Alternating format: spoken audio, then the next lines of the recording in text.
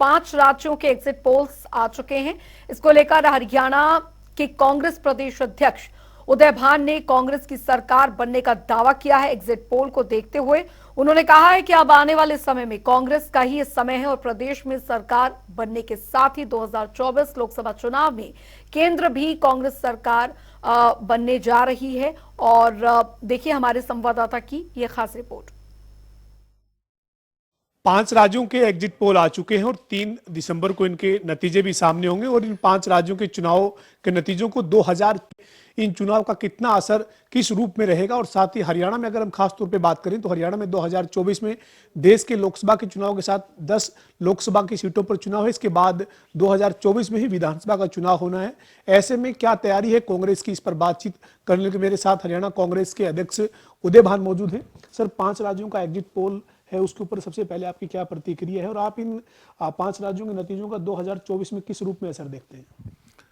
जैसा आप कह रहे थे कि 5 राज्यों का चुनाव 2024 का संकेत होगा, निश्चित तौर से संकेत होगा और वो संकेत ये होगा कि कांग्रेस पार्टी केंद्र में और इंडिया गठबंधन केंद्र में सरकार बनाने जाएगा। जी, तो इन 5 राज्यों में जो एग्जिट पोल है उसको लेकर आप आश्वस्त हैं कि 5 राज्यों में कांग्रेस की परफॉर्मेंस जो आपकी उम्मीद है उसके मुताबिक रहेगी?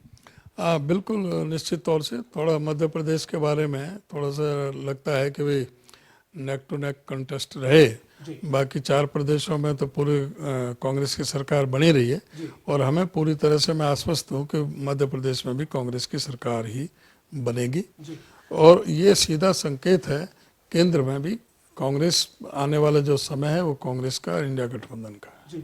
सर, अभी आप हरियाणा में कांग्रेस जो तमाम कार्यक्रम चलाए हुए हैं, जन आक्रोश कार्यक्रम आप कर रहे हैं, जो अगला कार्यक्रम आपका 3 दिसंबर को ही होने जा रहा है इस हरियाणा में। इससे पहले आपने रादौर से शुरुआत की थी और अभी आपने प्रतिभा से परिवर्तन नाम से एक और जो है वो कार्यक्रम शुरू किया है हरियाणा में। तो इन कार्यक्रमों के जरिए आप किस तरीके से लोगों के बीच में जा रहे हैं और क्या फीडबैक है लोगों में 2024 के लिए जो आपकी तैयारी है उस पर?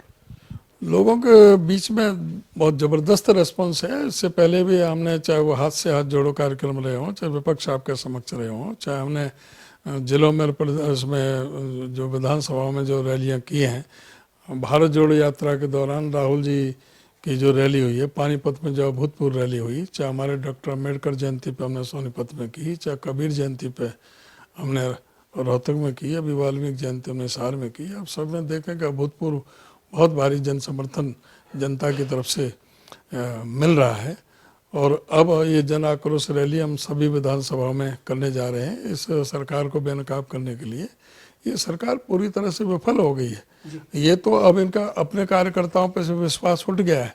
अब इनका कोई पन्ना प्रमुख कहीं नजर नहीं आता। कोई भी जो कार्यक्रम है ये सरकारी अधिकारी और कर्मचारियों की ड्यूटी लगाते हैं। उनकी ड्यूटी लगती है कि तुम बसों में पब्लिक भर के लेकर के आओ। जो पटवारी हों, अध्यापक हों, कोई कौशल विकास निगम के जो कर्मचारी हों, उनकी ड्यूटियां लगाते हैं। इनके पास में कार्यकर्ता ही नहीं रहे। ये सिर्फ वो लफाजी रहेगी कि हमारे पास पन्ना प्रमुख है, कहीं कोई नजर नहीं आता। तो उदय भान जी, ये सरकार ने यात्रा शुरू की है, जो विकसित भारत संकल्प यात्रा पूरे देश भर में शुरू हुई है, इसी चरण में हरियाणा में भी शुरू की गई है और दावा किया जा रहा है लगातार तीसरी बार केंद्र में भी सत्ता में आने का और हरियाणा में भी तीसरी बार बीजेपी सत्ता में आने का दावा बीजेपी के नेता कर रहे हैं। तो ये इनकी इस यात्रा को कैसे देखते हैं सर, परिवर्तन संकल्प यात्रा को आप? देश में इन्होंने नफरत का माहौल पैदा कर दिया। देश की संपदा को बेच बेच के गुजारा कर रहे हैं। देश को कर्ज के जाल में फंसा दिया, देश की अर्थव्यवस्था डुबा दी और ये कह रहे हैं कि भाई विकसित राष्ट्र बना दिया। किस चीज़ में विकसित राष्ट्र बना दिया? इनके सवाए झूठे जुमलेबाजी के कहते थे कि भाई हम 2 करोड़ नौकरी हर साल देंगे, कहते थे कि हम किसानों की आमदनी 2022 तक दोगुनी कर देंगे, कहते थे हम स्वामीनाथन रिपोर्ट लागू कर देंगे, कहते थे कि हर सर के ऊपर छत होगी, ये कहते थे कि भाई हवाई चप्पल वाले हवाई जहाज में घूमेंगे, ये कहते थे हम 100 स्मार्ट सिटी बना देंगे, ये कहते थे कि हम गंगा और जमुना को साफ कर देंगे, ये कहते थे कि हम डीजल 30 रुपये और पेट्रोल 35 रुपये कर देंगे। तो किस तरह से इन्होंने लोगों को गुमराह कर करके वोट हासिल किए और देश को जो नफरत में धर्म के नाम से, हिंदू मुसलमान के नाम से, जात बरादरी के नाम से जिस तरह से इन्होंने माहौल ख़राब करने का प्रयास किया, जिस तरह से आज सारे जो देश की संपदा को जल थल नभ सारे बेचने के कगार पर ही आ गए। आज चाहे वो हवाई जहाज हो, हवाई अड्डे हों, चाहे ट्रेनें हों, चाहे पनडुब्बी हों, चाहे बंदरगाह हों, चाहे कोयले के खाने हों, चाहे बिजली के हों, सब चीज़ पर जो है इन्होंने बोली लगा रखी है। सबको बेच बेच करके करने में लग रहे हैं। अमीरों के जो है ना ये कर्जे माफ़ करने में लग रहे हैं। गरीब आदमी को पूरी तरह से तबाह करके रख दिया है इन्होंने। ये आप कह रहे हैं सर कि धर्म और जाति की राजनीति की बात, तो धर्म और जाति के नाम पे तो हाल ही में हरियाणा में बीजेपी के तमाम नेताओं ने कांग्रेस पर आरोप लगाया कि हरियाणा के पूर्व मुख्यमंत्री जाति धर्म के आधार पर 4 डिप्टी सीएम बनाने की बात करते हैं और बीजेपी जाति धर्म की राजनीति नहीं करती, ये उनका कहना था सर। कोई धर्म और जाति के नाम से कांग्रेस ने कोई बात नहीं करी।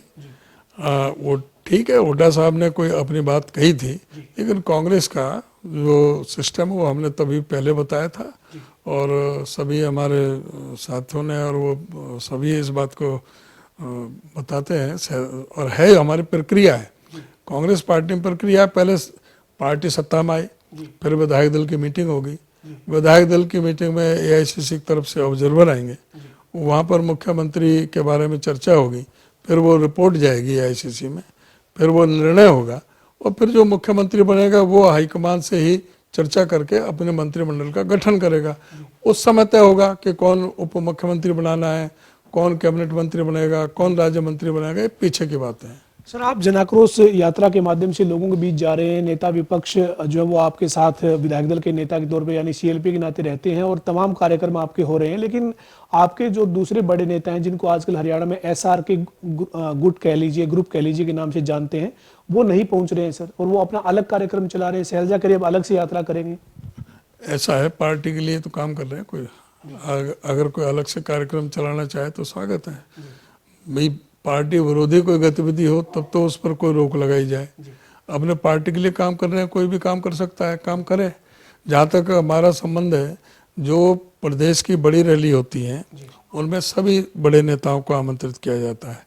ये विधानसभा स्तर की है, इसमें जरूर नहीं है कि सबको बुलाएं। ये पीसीसी और सीएलपी का कार्यक्रम है। अगर उसमें जो भी कोई वहाँ पर उसमें सम्मिलित होगा, सब उसमें सभी को नहीं बुलाते हम। तो जो पार्टी की मजबूती के लिए वो काम कर रहे हैं सर, अभी कुमारी शैलजा यात्रा शुरू करने जा रही है, तो आप पहुंचेंगे, जाएंगे सर उसमें? नहीं, ये कोई जरूरी नहीं है। ये तो ये आपस में हमको चर्चा करेंगे, कोई फैसला लेंगे, जा भी सकते हैं, ना भी जा सकते हैं, वो तो पीछे की बात है। वो तो पीछे की बात है कि लेकिन कोई वो पार्टी विरोधी तो कोई काम नहीं है। पार्टी के लिए वो काम कर रही है, करें, ठीक है। और मैं ठीक उचित लगेगा तो हम भी पहुंच जाएंगे और वो उसके ऊपर निर्भर करेगा कि हमारे आपस में क्या चर्चा होती है। अभी तो हमारे साथ में कोई डिस्कस हुआ नहीं है जी। उदयभान जी, ये आपका जो संगठन है इसमें इस तरीके की स्थिति होगी कि तारीख पर तारीख की स्थिति, आपने पहले जुलाई का कहा, फिर अगस्त में कोशिश हुई, लेकिन अब सर दिसंबर आ गया है और अगला महीना तो चुनावी साल का ही शुरू हो जाएगा, तो कब तक उम्मीद करें सर? हो जाएगा इसी में 2023 में जी। तो ये 2023 दिसंबर डेडलाइन है सर? बिल्कुल हो जाना चाहिए जी। तो पूरे बैलेंस के साथ सर, समन्वय के साथ सभी को मौका मिलेगा सर, और संगठन में बनाने के लिए आपने क्या किन पहलुओं को खासतौर पर ध्यान में रखा है? अपनी जो सूची तैयार हुई है, फीडबैक जो लिया गया है?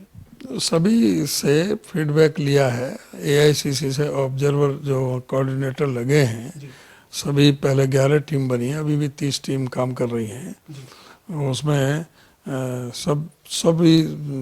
सभी लोगों से चर्चा करके जो गए हैं उसके बाद में होगा। उसमें सभी को जब लिस्ट बाहर आएगी तो आपको पता लग जाएगा सारा। अंतिम सवाल है सर, 15 तारीख से हरियाणा विधानसभा का सत्र शुरू होने जा रहा है सर। आप तमाम बड़े मुद्दों को लेकर, कॉमन जो मुद्दे उनको लेकर लोगों के बीच में जा रहे हैं। आपकी विधायक दल की बैठक 6 तारीख को, उसमें आप आखिरी रणनीति बनाएंगे, लेकिन कॉमन बड़े मुद्दे क्या रहने वाले हैं सर आपके विपक्ष की तरफ से सत्ता पक्ष को घेरने के लिए? 6 तारीख को तो सारे विधायक दल की मीटिंगों से परामर्श करके सारी चर्चा होकर के अंतिम रूप दिया जाएगा। बाकी कॉमन मुद्दे, चाहे वो जहरीली शराब से संबंधित है, चाहे जिस तरह से जो आज स्वास्थ्य मंत्रालय का पूरा बंटाधार करके रख दिया है, आज पूरा गृह मंत्री के रूप में पूरी तरह से असफल साबित हुए हैं अनिल विज, तो वो भी मुद्दे उठाए जाएंगे। जिस तरह से कृषि मंत्री जो अपने लफाजी भरे जो बयान, जिस तरह से किसानों को और महिला सम्मान को अपमानित करने में लगे हुए हैं, ये भी मुद्दे उठाए जाएंगे। शिक्षा से संबंधित जो हाई कोर्ट ने 5 लाख रुपए का जुर्माना भी किया, जो हालत जो कर दी है पूरे शिक्षा विभाग की प्रदेश में, वो मुद्दे भी उठाए जाएंगे। सारे मुद्दे उठेंगे। बहुत बहुत शुक्रिया सर। हमारे साथ हरियाणा कांग्रेस के अध्यक्ष उदय भान थे, जिन्होंने कहा है कि कांग्रेस के जन आक्रोश कार्यक्रम चल रहे हैं। 3 दिसंबर को पानीपत के इसराना विधानसभा में जन आक्रोश कार्यक्रम होगा और आज जो सरकार के खिलाफ तमाम मुद्दे हैं, चाहे वो धान घोटाला है, शराब घोटाला है, या फिर स्वास्थ्य मंत्री जिस तरीके से 2 महीने के करीब से स्वास्थ्य विभाग की फाइलें नहीं देख रहे, इस तरह के तमाम जो मुद्दे हैं उन मुद्दों को लेकर लोगों के बीच में जा रहे हैं। और साथ ही साथ उदय भान का ये कहना है कि इस साल के आखिर तक हरियाणा कांग्रेस का संगठन बन जाएगा और पार्टी में किसी तरीके की गुटबाजी नहीं है। सभी नेता अलग अलग कार्यक्रम कर भी रहे हैं तो वो पार्टी की मजबूती के लिए ही कार्यक्रम हो रहे हैं। वीडियो जर्नलिस्ट विजेंद्र सिंह के साथ पवन सिंह, जनता टीवी, चंडीगढ़।